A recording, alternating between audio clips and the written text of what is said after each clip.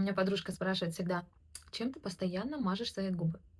А я реально мажу постоянно этим бальзамом, потому что я его просто обожаю. Во-первых, у него такой необычный запах горячего хлеба. Во-вторых, он очень круто увлажняет губы.